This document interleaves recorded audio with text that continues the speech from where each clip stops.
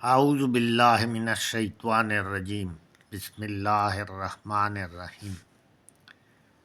ہم سورہ بقرہ کے رکوع نمبر 15 آیت نمبر 124 کی تلاوت کر رہے تھے اور فرمایا کہ رکوع نمبر 15 سے اب ان آیتوں کا رخ تحویل قبلہ کی طرف ہو رہا ہے، اور چونکہ ابراہیم علیہ السلام کا خانہ کعبہ اور اس کے بعد جو لوگ آئے، امتیں آئیں، ان کے ساتھ گہرا تعلق ہے، اور اس کے بعد جتنی امتیں اور قومیں آئیں وہ سب ابراہیم علیہ السلام کو مانتے ہیں۔ ابراہیم علیہ السلام ایک ایسا نبی جو کہ ایک محور کے طور پر اس دنیا میں اللہ تعالیٰ نے اس کو ابھارا،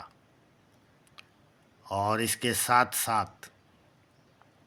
خانہ کعبہ بھی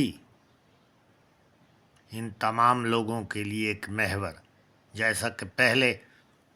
بیت المقدس ایک محور تھا بنی اسرائیل کے لیے، اور اب قیامت تک کے آنے والے تمام لوگوں کے لیے خانہ کعبہ ایک محور، تمام مسلمانوں کو ایک جھنڈے کے نیچے لانے کے لیے۔ یہ دو طاقتیں internationally accepted, recognised and accepted, تو ابراہیم علیہ السلام ایک ایسے گھرانے میں پیدا ہوئے جہاں چاروں طرف کفر تھا، بت پرستی تھی۔ اس کا والد بھی بت پرستی میں کے مرض میں مبتلا تھا۔ بہتیرے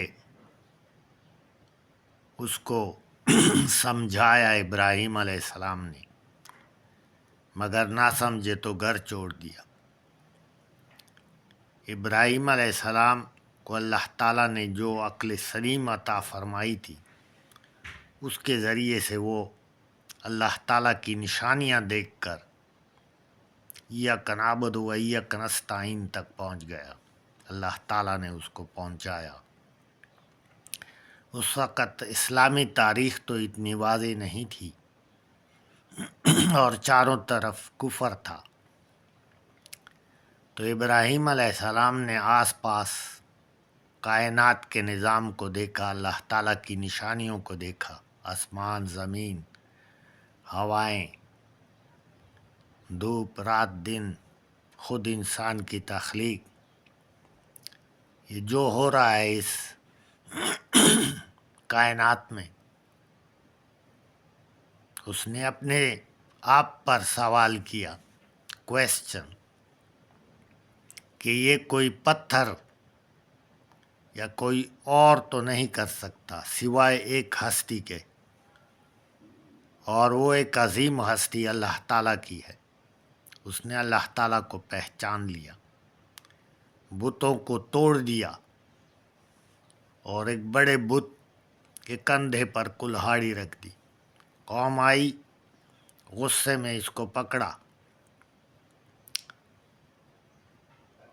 اور پوچھا،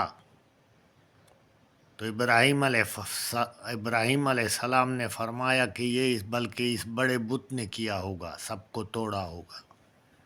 ان کو سمجھانے کے لیے۔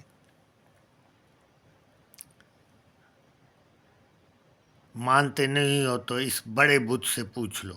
سب نے کہا تمہیں معلوم ہے کہ یہ بول نہیں سکتے۔ ابراہیم علیہ السلام نے فرمایا کہ اگر تمہیں اتنا معلوم ہے کہ یہ پتھر بول نہیں سکتے تو کیوں اس کے پیچھے جا رہے ہو، کیوں گمراہی میں مبتلا ہو؟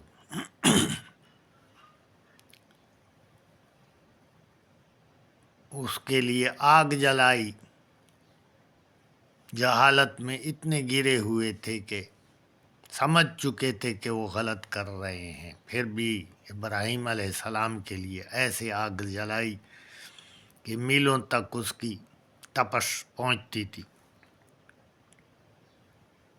اور اللہ تعالیٰ نے جب اس کو ان لوگوں نے آگ میں پھینکا تو اللہ تعالیٰ نے اس کے لیے وہ آگ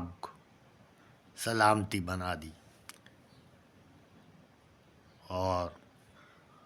ابراہیم علیہ السلام کے لیے وہ جتنا وقت آگ میں گزرا تھا زندگی میں بہترین وقت مقرر کر دیا، اس لیے کہ یہ چھری کو طاقت کاٹنے کی، آگ کو جلانے کی، پانی کو ڈبونے کی، یہ سب طاقتیں تو اللہ نے دی ہیں ان چیزوں کو۔ اللہ چاہے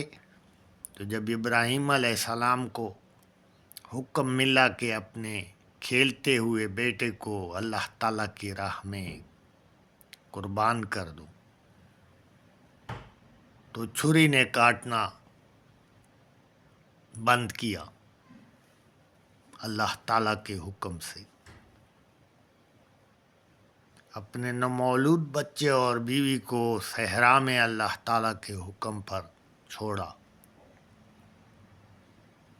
یہ یقین کی بلندی تھی۔ اسی درس پہ، اسی عنوان پہ اگلے درس میں بیان ہوگا۔